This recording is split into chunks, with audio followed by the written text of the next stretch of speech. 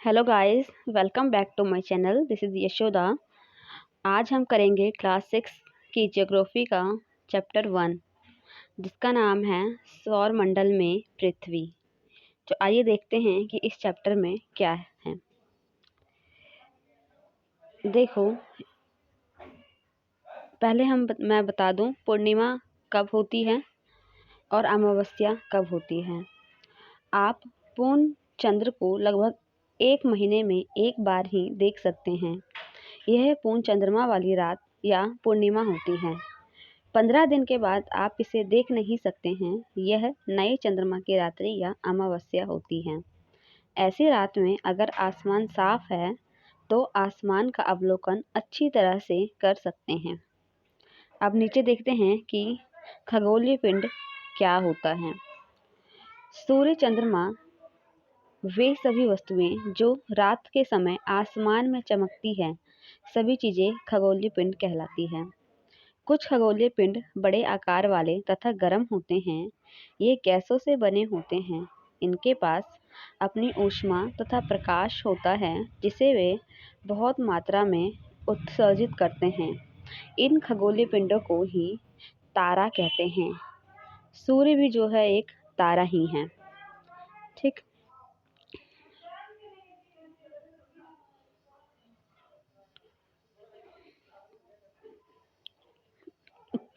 रात के समय चमकते हुए अनगिनत तारे सूर्य के समान ही हैं, लेकिन हम में से बहुत अधिक दूर होने के कारण हम लोग इनकी ऊष्मा और प्रकाश को महसूस नहीं करते हैं तथा वे अत्यंत छोटे दिखाई पड़ते हैं। अब नक्षत्र मंडल किसे कहते हैं, ठीक है, उसके बारे में जानते हैं थोड़ा। रात्रि में आसमान की ओर देखते समय आप तारों के विभिन्न समूहों द्वारा बनाई गई विविध आकृतियों को देख सकते हैं। ये नक्षत्र मंडल कहलाते हैं। अर्सा मेजर या बिग बियर इसी प्रकार का एक नक्षत्र मंडल है। बहुत आसानी से पहचान में आने वाला नक्षत्र मंडल है सप्तऋषि। यह 7 ताराओं का समूह है जो नक्षत्र मंडल अर्सा मेजर का भाग है। ठीक है, यहाँ हम देख लेते हैं। ये एक ध्रुव तारा है जो हमेशा उत्तर की ओर मतलब कि निकलता है। ध्रुव तारा की से हम उत्तर की दिशा को पहचान कर सकते हैं। सप्तऋषि ये है हमारा 7 ताराओं का समूह। 1 2 3 4 5 6 7। ठीक। ये एक कलछुल की तरह आकृति बनाता है। ठीक। आते हैं नेक्स्ट, क्या है ध्रुव तारा के बारे में, जो उत्तर दिशा में उगता है उसके बारे में बताया गया है। प्राचीन समय में लोग रात्रि में दिशा का निर्धारण तारों की सहायता से करते थे। उत्तरी तारा उत्तर दिशा को बताता है। इसे ध्रुव तारा भी कहते हैं। यह आसमान में हमेशा एक ही स्थान पर रहता है। हम सप्तऋषि की सहायता से ध्रुव तारों की स्थिति को जान सकते हैं। यहाँ देखिए सप्तऋषि है, ये 7 ताराओं का समूह, और यहाँ हमारा ध्रुव तारा है। ठीक। प्राचीन समय में ये तो हमने कर लिया ध्रुव तारा के बारे में। यहाँ देखते हैं कि ग्रह क्या है। और कुछ खगोलीय पिंडों में अपना प्रकाश तथा ऊष्मा नहीं होता है। ठीक, वे तारों के प्रकाश से प्रकाशित होते हैं। ऐसे ही पिंड ग्रह होते हैं, ग्रह कहलाते हैं। मतलब ग्रहों के पास अपना प्रकाश नहीं होता है। ग्रह जिसे अंग्रेजी में प्लेनेट कहते हैं, ग्रीक भाषा में प्लेटाइट शब्द की प्लेनेटेल शब्द से बना है, जिसका अर्थ होता है परिभ्रमक, अर्थात चारों ओर घूमने वाले। पृथ्वी जिस पर हम रहते हैं एक ग्रह है। यह अपना संपूर्ण प्रकाश एवं ऊष्मा सूर्य से प्राप्त करती है, जो पृथ्वी के सबसे नजदीक का तारा है। पृथ्वी को बहुत अधिक दूरी से जैसे चंद्रमा से देखें तो यह चंद्रमा की तरह चमकती हुई प्रतीत होती है। क्या आपको पता है कि बृहस्पति, शनि तथा यूरेनस के चारों ओर छल्ले हैं? ये छल्ले विभिन्न पदार्थों के असंख्य छोटे छोटे पिंडों से बनी पट्टियां हैं। पृथ्वी से इन छल्लों को शक्तिशाली दूरबीन की सहायता से ही देखा जा सकता है, अन्यथा ऐसे नहीं देख सकते हैं हम। आइए देखते हैं, यहाँ पर हमारे कुछ ग्रह दे रखे हैं। ग्रहों जो है उनके क्रम क्या हैं ये देख लेते हैं। सबसे पहले हमारे यहाँ सूर्य है, इसे आप देख सकते हैं। ये देखिए, ये सूर्य है, फिर हमारा बुध, फिर शुक्र, फिर पृथ्वी, फिर मंगल।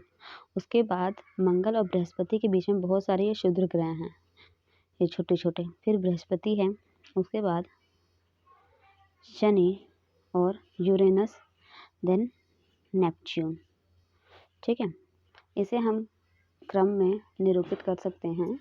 जैसे सबसे पहले आ जाएगा हमारा बुध, फिर शुक्र, फिर पृथ्वी, फिर मंगल, फिर बृहस्पति, फिर शनि, फिर यूरेनस, फिर नेपच्यून।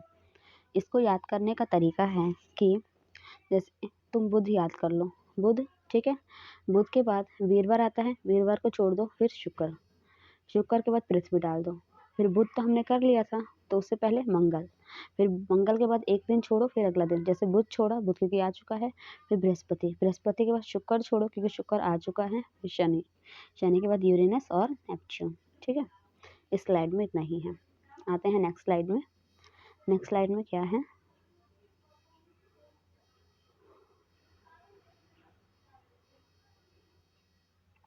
उपग्रह के बारे में बता रखा है।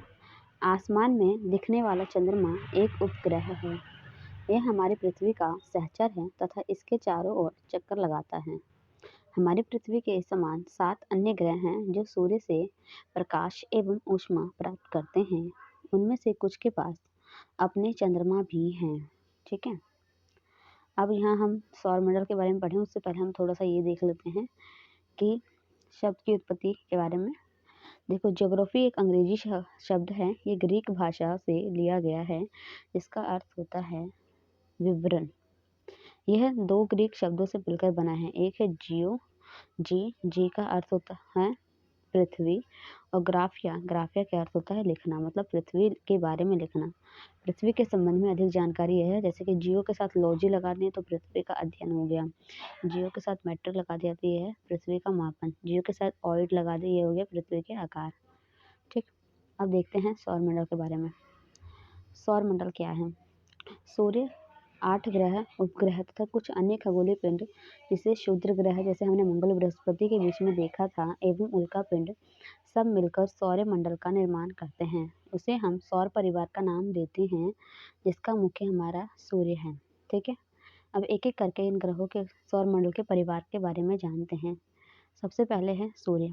सूर्य सौरमंडल के केंद्र में स्थित है। जैसे कि हमने देखा था, पहले सन था, फिर उसके बाद बुध था, ठीक है, फिर शुक्र था, देन पृथ्वी, उसके बाद फिर हमारा बृहस्पति, फिर शनि, फिर यूरेनस, नेपच्यून। ठीक है, तो इसका खिंचाव, इस बल इसके सौरमंडल को बांधे रखता है।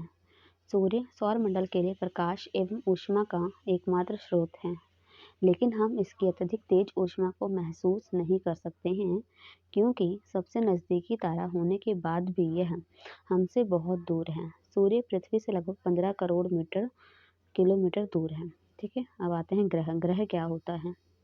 हमारे सौरमंडल में 8 ग्रह हैं। सूर्य से दूरी के अनुसार हैं बुध, शुक्र, पृथ्वी, फिर मंगल, फिर बृहस्पति, शनि, यूरेनस, नेपच्यून। ठीक है, सौरमंडल के सभी 8 ग्रह एक निश्चित पथ पर सूर्य का चक्कर लगाते हैं। जैसे कि हमने देखा था, पहले बुध, फिर शुक्र, पृथ्वी, बृहस्पति, फिर शनि, फिर यूरेनस, फिर नेपच्यून, ऐसा था जो सूर्य का चक्कर लगाता ऐसे। ठीक,